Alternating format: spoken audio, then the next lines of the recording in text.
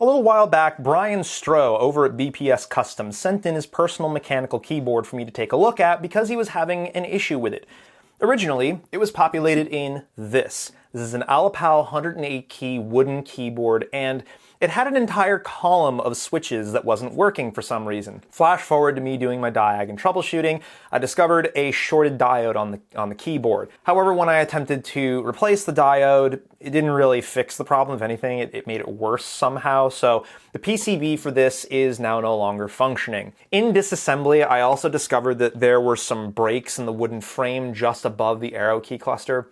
And in doing more research on this board and other iterations of it, I discovered that there's this ongoing trend of quality control issues with it, up to and including some really gnarly looking solder beads on it. So I'm gonna go ahead and say maybe avoid Alipal keyboards. But I wanted to send him back something to type on. I mean, feels bad, man, about sending back a busted keyboard, but he had some really nice parts on this thing, so I wanted to make sure he could still use them. Then we both remembered. I still had this guy lying around. This is a Gen 1 Glorious GMMK shell that we popped all of his hardware into. And it gave me the opportunity to ask the question, is the full-size GMMK still worth using in 2021? Now, we like to do a lot of exploration of different keyboards and components mixed matched with one another, and different ways that you can modify and enhance your keyboard and, in general, your typing experience. So, if you want to see more content like that coming into your sub box, make sure to like the video on the way out and get subscribed and notified so you don't miss any of our content when it goes live. So let's get into the parts that were used for this build. First of all, the switches that were used here are Halo Clears. This is a 78 gram tactile switch, and because Brian is a busy individual and doesn't have the time to prep his switches himself, he actually opted to send these into Ash Keebs to get professionally lubed and filmed. If the caliber of this switch is anything to go by, I can confidently state that you will not be disappointed with their lubing service. These switches turned out great. Bit heavy for my personal taste, but it's not my keyboard, so I don't care. For the caps here, Brian opted for Max-Key's SA blue and white cap set. These are double-shot ABS plastic caps, and if you're unfamiliar with SA, this is a taller, more heavily sculpted cap profile that has severely dished F and J keys to act as seeker keys for you. It definitely has a more old school feel and look to it. I also want to point out that the spacebar is not a double shot cap. It is a single shot cap. So as you'll hear in the typing test in a little bit, this does impact the sound of the cap. And because these caps are ABS, they're going to have a bit of a different sound than some of the other PBT caps that you've seen out there.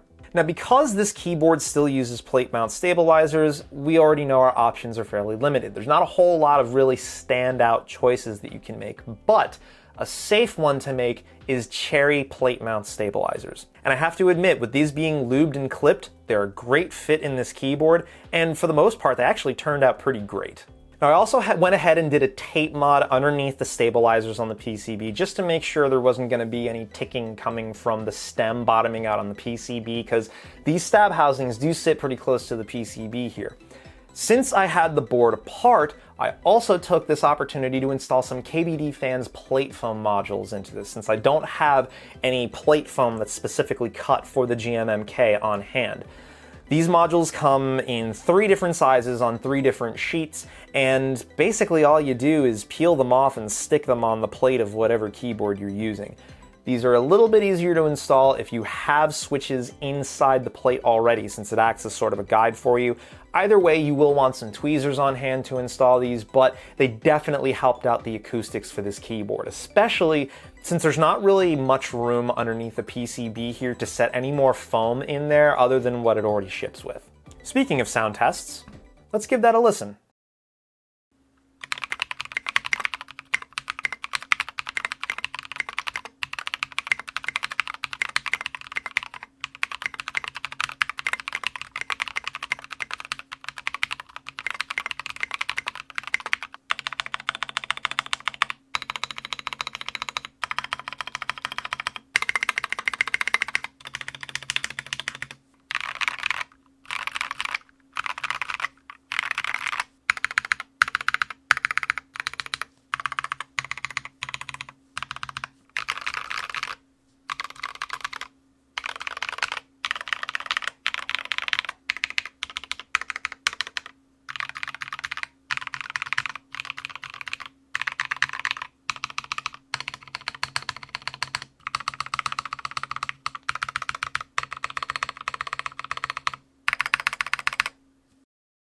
Now, as far as the sound of the keyboard is concerned, I really like how that turned out.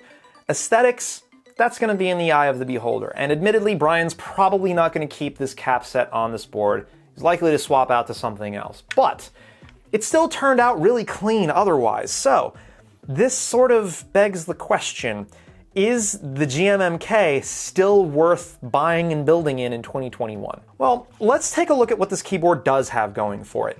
One thing it's got going for it is it's one of the only full-size hot swap keyboards that you can find right now. Before I started making this video, really the only keyboard that I could name off the top of my head that was hot swap and full size that you could buy is the Mountain Everest, and it's kind of got a prohibitive cost of entry for probably a lot of my viewers out there.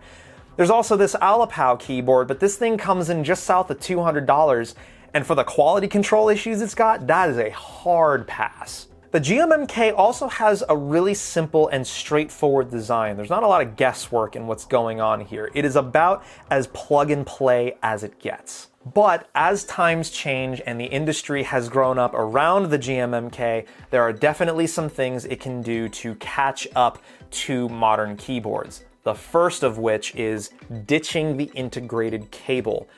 This is the only product in the glorious product stack that still has an integrated cable on it, and admittedly, as someone that's buying a hot swap custom mechanical keyboard, it kind of feels bad to not also have a detachable cable so I can use my own aftermarket cable. I mean, hell, Glorious, you make your own coiled aviator cables now. Those would look great on a full-size GMMK. Another thing I might do is tweak the layout on the face of the keyboard a little bit.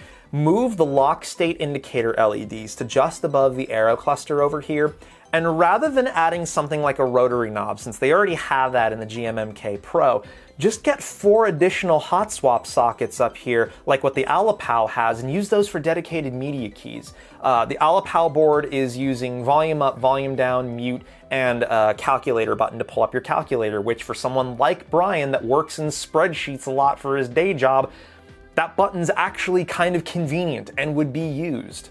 And I kind of feel like in general, the target audience for this keyboard would likely appreciate that functionality as well. Now, to go along with that, I would also like to see the hot swap sockets transition over to 5-pin compatibility.